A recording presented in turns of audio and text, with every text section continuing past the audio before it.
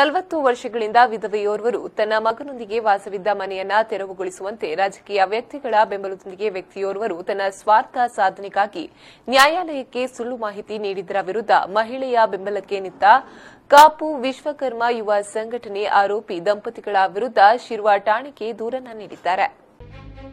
ಕುತ್ತೂರು ಗ್ರಾಮ ಪಂಚಾಯತ್ ವ್ಯಾಪ್ತಿಯ ಕೊಡಪಟ್ಯ ಎಂಬಲ್ಲಿ ವಾಸವಿರುವ ಸುಂದರಿ ಆಚಾರಿ ವಿಧವೆ. ಗಂಡನನ್ನ ಕಳೆದುಕೊಂಡಿರುವ ಇವರು 40 ವರ್ಷಗಳ ಹಿಂದೆ ಕುತ್ತೂರು ಗ್ರಾಮದ ಮನೆ ನಂಬರ್ 158/4 AP1 ಸರ್ಕಾರಿ ಜಾಗದಲ್ಲಿ ಮನೆ ಕಟ್ಟಿಕೊಂಡಿದ್ದು 4/155ರಲ್ಲಿ ಕೃಷಿ ಚಟುವಟಿಕೆಯನ್ನ ಮಾಡಿ ಕಷ್ಟದ ಜೀವನ ಸಾಗಿಸುತ್ತಿದ್ದಾರೆ.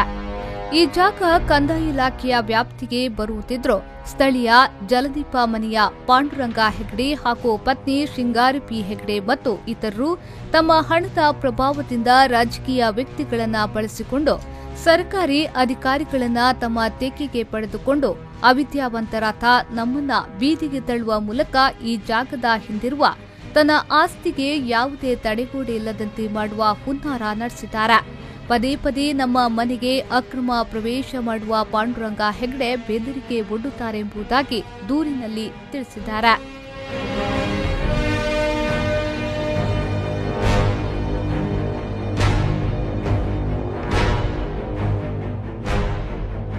ಆರೋಪಿಗಳು ಉಚ್ಚ ನ್ಯಾಯಾಲಯಕ್ಕೆ ತಪ್ಪು ಮಾಹಿತಿ ನೀಡಿ ಸುಳ್ಳು ಅಫಿಡವಿಟ್ ಸಲ್ಲಿಸಿ ರಾಜಕೀಯ ಪ್ರಭಾವ ಬಳಸಿ ಉಚ್ಚ ನ್ಯಾಯಾಲಯಕ್ಕೆ ತಕರಾರು ಅರ್ಜಿ ಹಾಕದಂತೆ ತಡೆದಿದ್ದಾರೆ.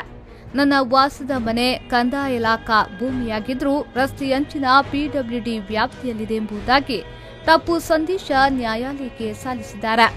ಅಲ್ಲದೆ ನನ್ನ ವಾಸದ ಮನೆ 13.5 ಮೀಟರ್ ರಸ್ತೆಯಿಂದ ದೂರವಿದೆ. ನನ್ನ ಮನೆಯಷ್ಟೇ ದೂರದಲ್ಲಿ ಅದೆಷ್ಟೋ ವಾಸದ ಮನೆಗಳಿದ್ದು ಅವರಿಗೆ ಇಷ್ಟರಲ್ಲಿ ಹಕ್ಕುಪತ್ರ ದೊರಕಿದೆ. ನಾನು ನನ್ನ ಮನೆಗೆ ವಿದ್ಯುತ್ ಸಂಪರ್ಕ ಪಡೆಯುವುದಕ್ಕಾಗಿ NOC ಪಡೆಯಲು ಗ್ರಾಮ ಪಂಚಾಯತ್ಗೆ ಅರ್ಜಿ ಹಾಕಿದ್ರೆ ಆ ಅರ್ಜಿಯನ್ನ ತಿರಸ್ಕರಿಸಿದ. ಪಾಂಡುರಂಗ ಹೆಗ್ಡೆಯ ಹಣಬಲ ಎಷ್ಟು ಕೆಲಸ ಮಾಡಿದೆ ಅಂದ್ರೆ ನನ್ನ ಗಮನಕ್ಕೂ ತಾರದೆ ಏಕಾಏಕಿ ನನ್ನ ಮನೆ ನಂಬರವನ್ನ ಗ್ರಾಮ ಪಂಚಾಯತ್ ರದ್ದುಗೊಳಿಸಿದ. ಇದೀಗ ಉಡುಪಿ ಸಹಾಯಕ ಕಾರ್ಯನಿರ್ವಾಹಕ ಇಂಜಿನಿಯರ್ ಲೋಕೋಪಯೋಗಿ ಬಂದರು ಮತ್ತು ಒಳನಾಡು ಜಲ ಸಾರಿಗೆ ಇಲಾಖಾ ಉಪವಿಭಾಗ ಆರೋಪಿಯೊಂದಿಗೆ ಸೇರಿ ಬಲಾತ್ಕಾರವಾಗಿ ಮನೆ ತೆರವುಗೊಳಿಸಲು ಯತ್ನಿಸಿದೆ ಎಂಬುದಾಗಿ ಮಹಿಳೆ ಸುಂದರಿ ಆಚಾರಿ ದೂರಿನಲ್ಲಿ ತಮ್ಮ ಅಳಲನ್ನ ತೋಡಿಕೊಂಡಿದ್ದಾರೆ. నోటీస్ బరందుండు లక్కల అన్నది యాన్ ఉడే పోపిని ఒక ఇంకేర్ల అడ్నే జిబల్ల కొంచెం బాల అయిపోను బాలని బతందు ఉడే పోపిని అన్న కంటనే తీరిపోతుండు ఏర్ లక్కరవన్ మీతే లక్కరే హైకోర్టుకు నోటీస్ మల్దేర్ లక్కోడు ఉందది ఏర్ కంప్లైంట్ పాండ్రంగ మాస్టర్ ఇతే యాన్ పోపినోడు అక్కడ లక్కర ಬರ್ತಾರೆ నోటీస్ కడపడు ఉందులేరు యాన్ ఉడే పోపిని ఇల్లు దర్తండ ಸಂಘಟನೆದಾಗಲೇನು ಪಂತಾಯನ್ನ ಅಗಲ್ಬಹುದೇರು. ತನ್ನ ಹಣಬಲದಿಂದ ಸ್ಥಳೀಯ ರಾಜಕೀಯ ಪುಡಾರಿಗಳನ್ನ ಕೈವಶ ಮಾಡಿಕೊಂಡು ಒಂದೆಡೆ ಪಾಂಡುರಂಗ ಹೆಗ್ಡೆ ಮೆರೆಯುತ್ತಿದ್ರೆ ಮತ್ತೊಂದು ಕಡೆಯಲ್ಲಿ ಮಾನವೀಯತೆ ಇನ್ನು ಜೀವಂತ ಇದೆ ಎಂಬುದನ್ನು ಸಂಘಟನೆಯ ಮೂಲಕ ತೋರಿಸಿಕೊಟ್ಟ ವಿಶ್ವಕರ್ಮ ಯುವ ಸಂಘಟನೆ ಕಾಪು ಇವರು ಮಹಿಳೆಯ ನೆರವಿಗೆ ಧಾವಿಸಿ ಬಂದಿದ್ದು ಯಾವುದೇ ಕಾರಣಕ್ಕೂ ಈ ಬಡ ಕುಟುಂಬವನ್ನ ಶ್ರೀಮಂತರ ದಬ್ಬಾಳಿಕೆಗೆ ಬಲಿಯಾಕಲು ನಾವು ಬಿಡುವುದಿಲ್ಲ.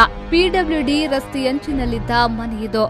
ಇದನ್ನ ತೆರವುಗೊಳಿಸುವುದಾದ್ರೆ ಇಷ್ಟೇ ಅಂತರ ದೂರದಲ್ಲಿರುವ ಗ್ರಾಮ ಪಂಚಾಯತ್ ಸದಸ್ಯ ಸಹಿತ ಸುಮಾರು 50 ಮನೆಗಳನ್ನ ತೆರವುಗೊಳಿಸಿ, ಇಲ್ಲ ಬಡಪಾಯಿ ಮಹಿಳೆ ಎಂಬ ಕಾರಣಕ್ಕೆ ಈ ರೀತಿಯ ದಬ್ಬಾಳಿಕೆ ನಡೆಸುವುದಿದ್ರೆ ಯಾವ ಮಟ್ಟದ ಹೋರಾಟಕ್ಕೂ ನಮ್ಮ ಸಂಘಟನೆ ಸಿದ್ಧ ಎಂಬುದಾಗಿ ಸಂಘಟನೆಯ ಪ್ರಧಾನ ಕಾರ್ಯದರ್ಶಿ ಹರೀಶ್ ಕಳತ್ತೂರು ಎಚ್ಚರಿಸಿದ್ದಾರೆ. ಎರಡು ಪಕ್ಷದವರು ಅವರಿಗೆ ಬೆಂಬಲವನ್ನು ಕೊಟ್ಟಿದ್ದಾರೆ. ನಮ್ಮ ಸಮಾಜದ ಮಹಿಳೆಗೆ ಯಾರು ಸಹ ಬೆಂಬಲ ಕೊಡಲಿಲ್ಲ. ಎರಡು ಪಕ್ಷದವರು ಸಹ ಆದರೆ ನಮ್ಮನ್ನು ಯೂಸ್ ಮಾಡ್ತಾ ಇದ್ದಾರೆ. ಆದರೆ ಇದು ಜಾಗ ಸಹ ಇದು ಕಂದಾಯ ಇಲಾಖೆಗೆ ಸೇರುವುದರಿಂದ ನಾವು ಸ್ವಲ್ಪ ಇನ್ಕ್ವೈರಿ ಮಾಡಿದಾಗ ಈ ಜಾಗ ಕಂದಾಯ ಇಲಾಖೆ ಸೇರಿರುತ್ತದೆ. ಹಾಗಾಗಿ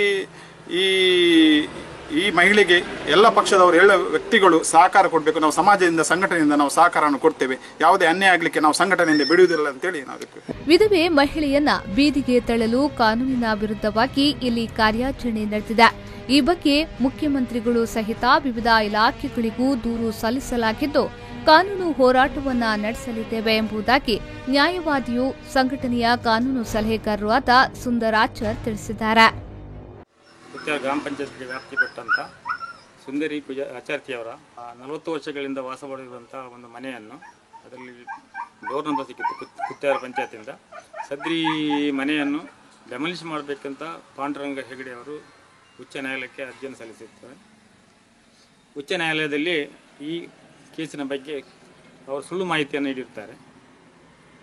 ಈ ಜಾಗವು ಕಂದಾಯ ಇಲಾಖೆಗೆ ಸಂಬಂಧಪಟ್ಟಿದ್ದು. ಇದರಲ್ಲಿ ಡೋರ್ ನಂಬರ್ ಇದೆ. 94C ಪ್ರಕಾರ ಅರ್ಜಿಯನ್ನು ಸಲ್ಲಿಸಿರುತ್ತಾರೆ. ಮನೆ ಮತ್ತು ಮರಮಟ್ಟುಗಳಿರ್ತದೆ.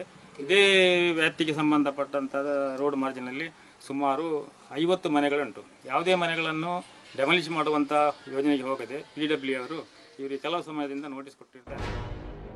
ಈ ಸಂದರ್ಭ ಸಂಘಟನೆಯ ಪ್ರಮುಖರಾದ ಸತೀಶ್ ಆಚಾರ್ ಪಡುಬಿದ್ರಿ, ದಿನೇಶ್ ಆಚಾರ್ ಅರ್ಮಾಳ್ ಮುಂತಾದವರು ಹಾಜರಿದ್ದರು. Suresh ಅರ್ಮಾಳ್, V4 News 24/7 Padubidri.